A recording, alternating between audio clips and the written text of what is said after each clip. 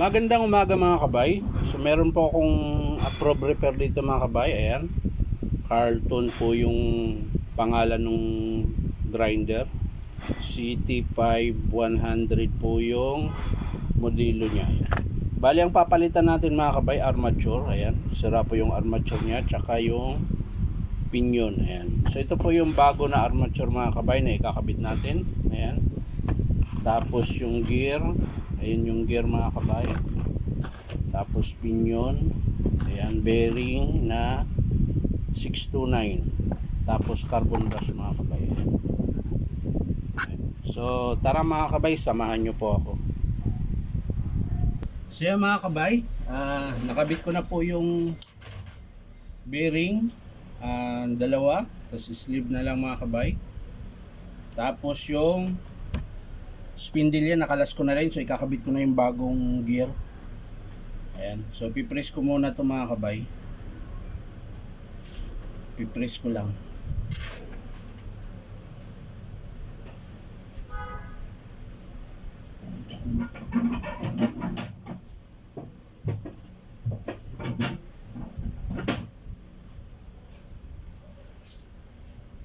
So ayan mga kabay, nakabit ko na po. Ayan.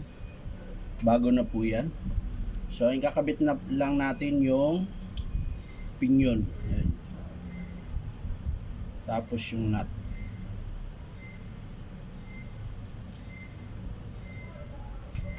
Ihipitan lang natin mga kabay. Saan ba yung pang-ipit natin? Ito. Natin.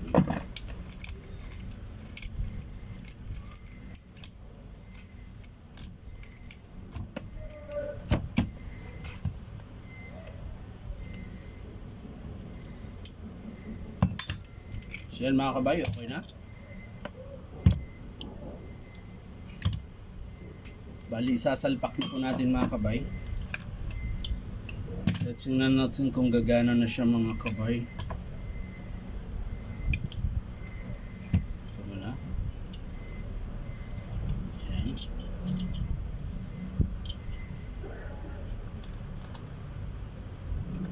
Ikakabit na natin mga kabay.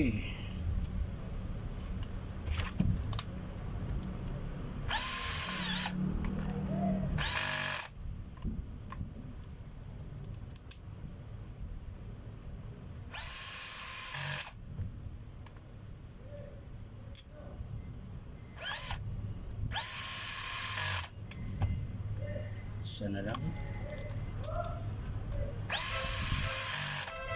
So kakabit na natin yung gear mga kabay. Ayan.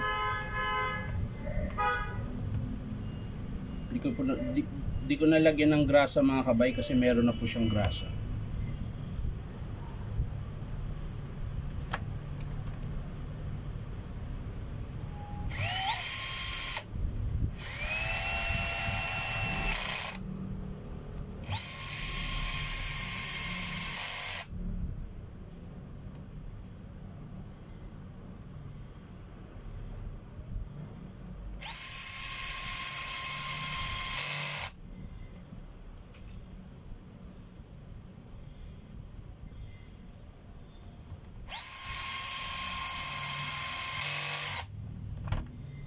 So yan na, yan na.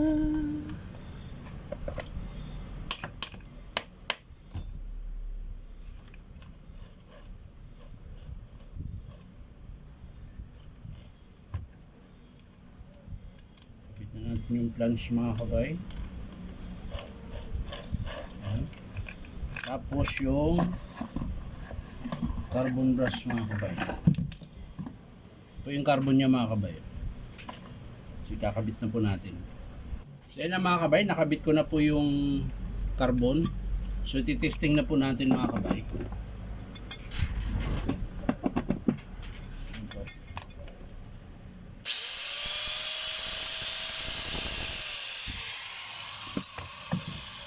So yan mga kabay, okay na po siya. So sasara na po natin.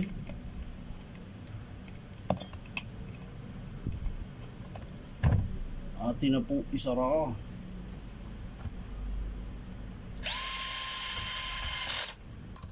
Tapos balik natin yung guard niya mga kabay.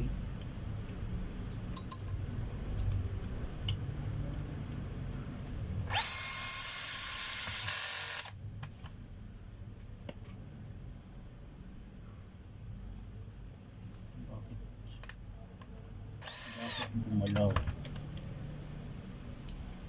Ayan kasi.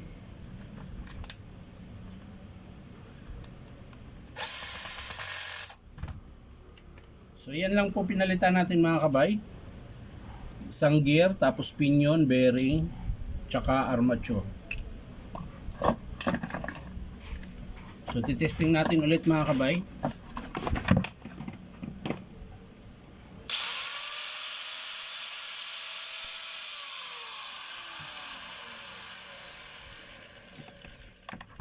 So yan lang po mga kabay, maraming salamat sa panonood at syempre paki-like and share na rin po. At syempre paki-pindot na rin po ang notification bell po natin para lagi kayong updated sa lahat ng aking ipopost na video. So yan lang mga kabay, maraming salamat. Bye bye.